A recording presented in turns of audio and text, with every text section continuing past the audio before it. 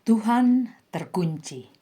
Bersama saya, Deklarasi Fotis Mela. Tuhan yang juga dipanggil Allah, terkunci dalam setiap agama. Masing-masing agama saling memisahkan diri lewat nama, cara berpakaian, arsitektur bangunan, tata cara ritual, bahasa asli kitab suci, dan lain sebagainya. Penganut setiap agama merasa cara yang mereka pakai yang paling berkenan atau halal di hadapan Tuhan. Para pemeluk agama secara sadar membatasi Tuhan itu hanya milik mereka lewat cara-cara mereka mengekspresikan keyakinannya. Tuhan yang dalam berbagai kitab suci, salah satu contoh dalam Alkitab Perjanjian Lama yang diperkenalkan dan memperkenalkan diri sebagai pencipta, Kejadian 1 ayat 1, Kejadian 14 ayat 19, Maha Tinggi, Kejadian 14 ayat 19, Maha Ada, Kejadian 16 ayat 13, Maha Kuasa, Kejadian 17 ayat 1, juga Keluaran 6 ayat yang kedua, yang sudah ada dan yang akan datang, Keluaran 3 ayat 14, Yahweh, Keluaran 3 ayat 14, juga Keluaran 6 ayat 2, ayat 5, ayat yang ketujuh, dan dalam bagian yang lainnya. Sekali lagi satu pertanyaan, bisakah Tuhan yang diperkenalkan dan memperkenalkan diri sebagaimana yang sudah tadi saya bacakan terkunci dalam konsep masing-masing agama yang ada di dunia ini, atau dapatkah Tuhan terkunci? Artinya hanya dimiliki oleh agama kita saja. Dikunci di sini artinya agama yang lain, ya, Tuhan dikunci. Agama yang lain tidak diberi kesempatan, entah lewat cara kita berpikir atau cara kita bertindak untuk mengenal Tuhan atau diterima juga sebagai para penyembah Tuhan. Kita memblokir agama yang lain lewat tata cara kita hidup, tata cara kita berpikir, dengan meyakini bahwa kita saja satu-satunya yang dibenarkan oleh Tuhan.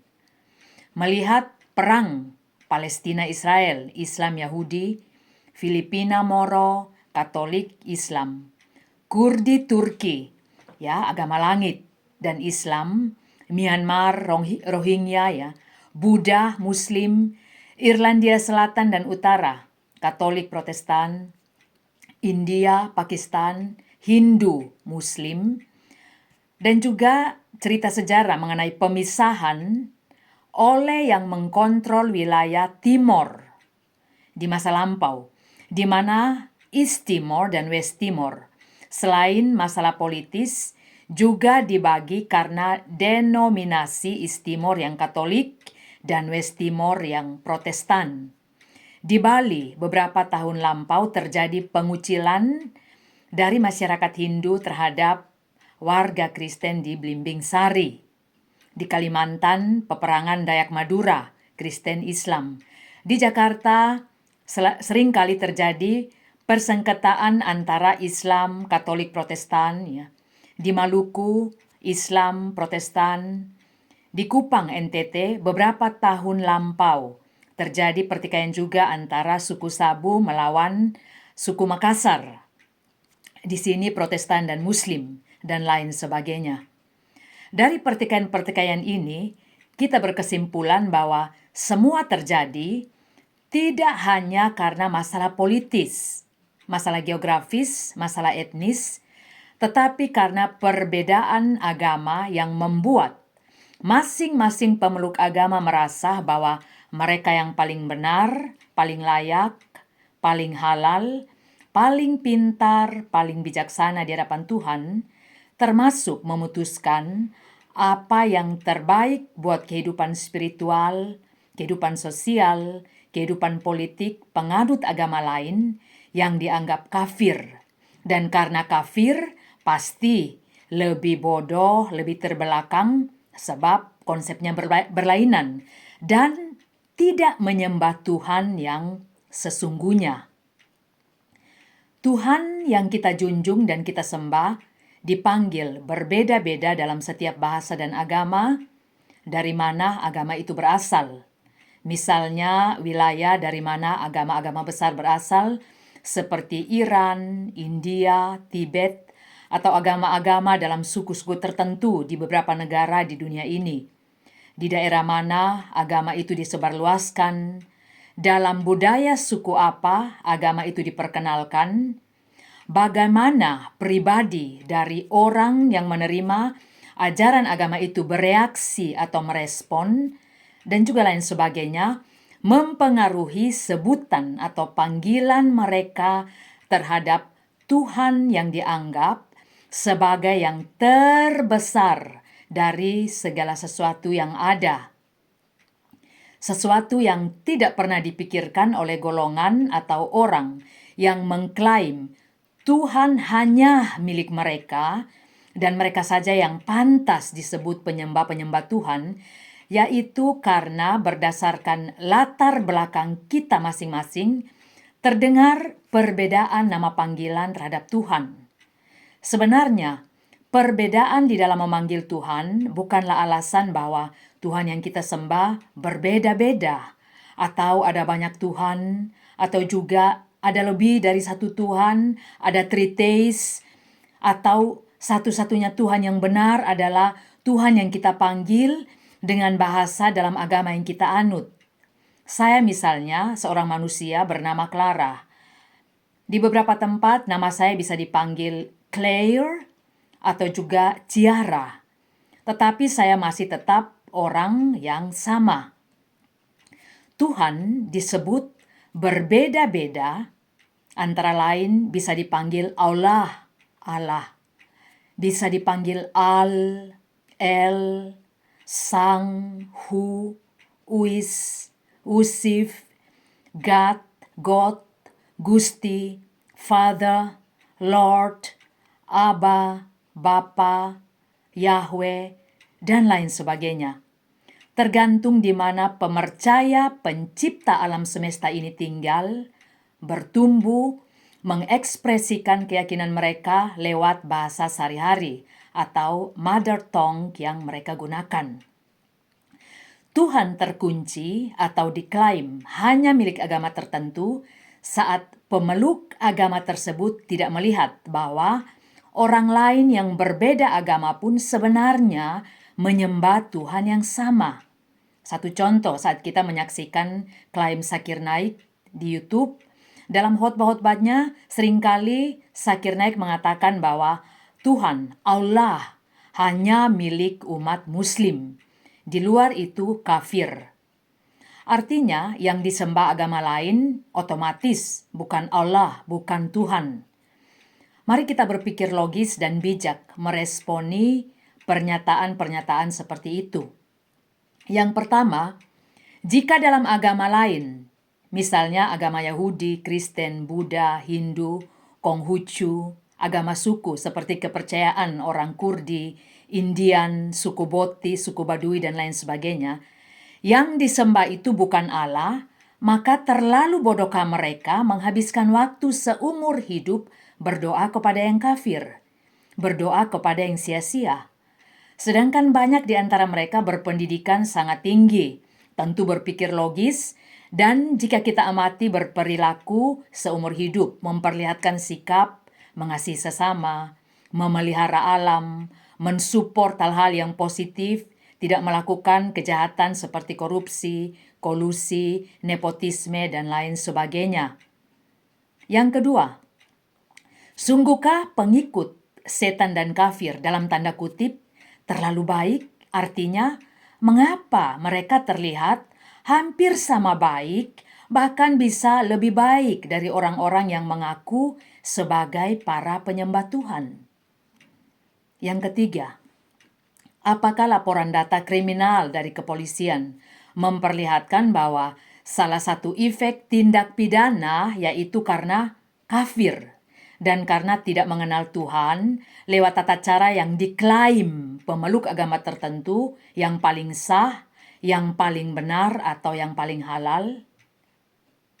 Yang keempat, apakah bahasa kitab suci tertentu saja yang paling benar dan yang paling dapat memberitahu siapa Tuhan itu? Yang kelima, apakah secara letterlek tertulis dalam kitab suci agama tertentu bahwa hanya, sekali lagi, hanya mereka saja yang dikasihi Tuhan? Bandingkan percakapan Tuhan Yesus dengan murid-murid tentang seseorang yang bukan muridnya, namun yang juga melakukan mujizat. Di situ, salah seorang murid berkata, "Karena ia bukan pengikut kita." Apa yang dijawab oleh Yesus Kristus? Dia berkata bahwa jika seseorang melakukan mujizat, tidak mungkin ia melawan Allah. Markus 9 ayat yang ke-38. Artinya, para pemercaya dan penyembah Allah boleh siapa saja. Dalam Alkitab, setan juga disebut penyembah Allah. Bisa dibaca dalam Ayub pasal yang pertama ayat 6 sampai ayat yang ke-12 dan juga Ayub yang kedua ayat 1 sampai ayat yang ke-7. Di situ dikisahkan saat anak-anak Allah dan setan sama-sama datang ke hadapan Allah. Di sini setan juga diberikan kesempatan di dalam kejahatannya sekalipun untuk melakukan kehendak Tuhan Allah. Lalu yang kedua, saat setan mencobai Yesus Kristus, di mana Yesus berkata, "Engkau," atau di sini setan, "harus menyembah Tuhan Allahmu dan hanya kepada Dia sajalah engkau," atau setan, "berbakti." Lukas 4 ayat yang ke-8.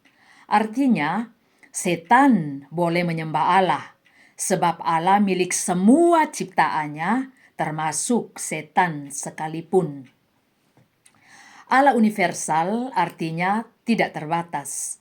Pencipta universum bisakah dibatasi keuniversalnya? Bisakah dibatasi kasihnya kepada siapa Ia hendak memperlihatkannya? Setiap pemercaya Allah Maha Besar juga disebut Islam. Sebab Islam bukanlah definisi dokumentaris. Siapapun yang tunduk, yang berbakti, yang bertakwa, yang mengakui kebesaran Sang Pencipta lewat ekspresi lokal di mana mereka berada, adalah penyembah Allahu Akbar. Artinya Allah yang tidak terbatas, Allah yang maha besar, Allah yang maha segalanya, raya dalam segala sesuatu. Jika demikian, kenapa Allah yang maha besar dibatasi atau dikunci untuk disembah hanya bagi mereka yang mengklaim satu-satunya penyembah Allah? Arti dari sebutan Allah memperlihatkan ketidakterbatasannya, bahwa Ia Allah maha besar. Pengakuan bahwa Ia Allah tidak berdiam dalam ruang tertentu, tidak bisa dibatasi oleh waktu. Ia maha ada, dulu, sekarang, selamanya, Alfa dan Omega, yang awal dan yang akhir. Siapa manusia yang terbatas, yang layak membatasi Allah yang tidak terbatas? Yang keempat, siapa yang diberi hak oleh Allah membatasi diri Allah hanya boleh disembah mereka, yaitu nama orang tertentu atau agama tertentu.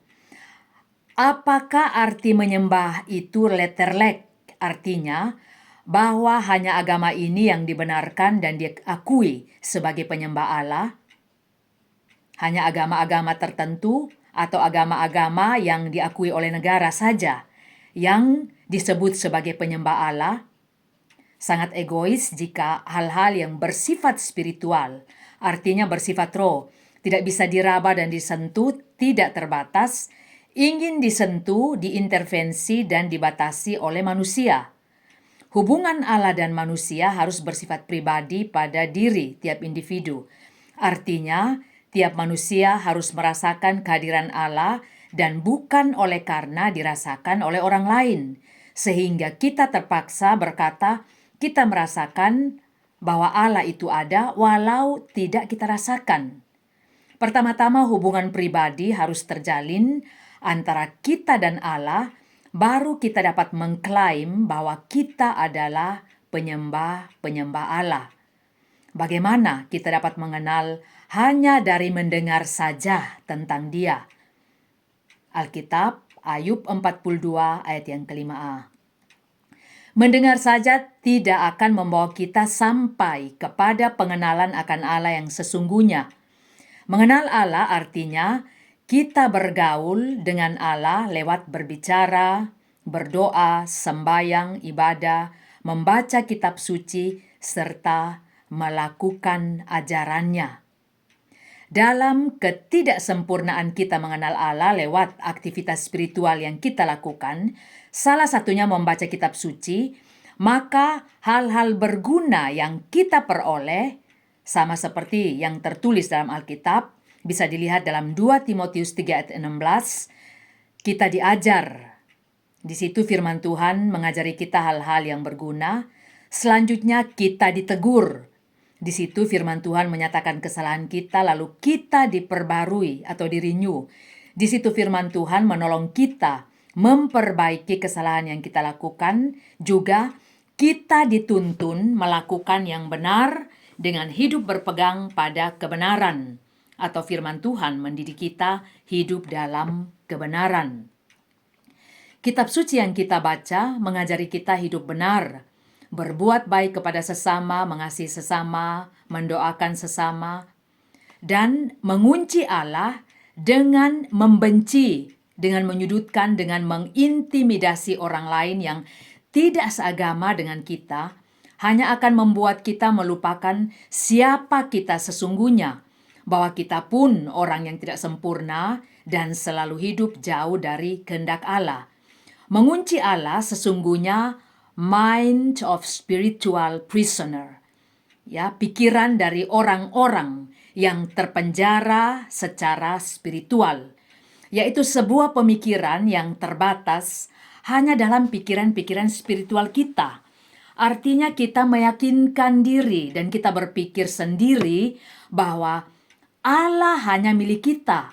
Allah hanya menyukai apa yang kita lakukan, sedangkan yang dilakukan orang-orang dari golongan atau agama lain tidak diridhoi oleh Allah.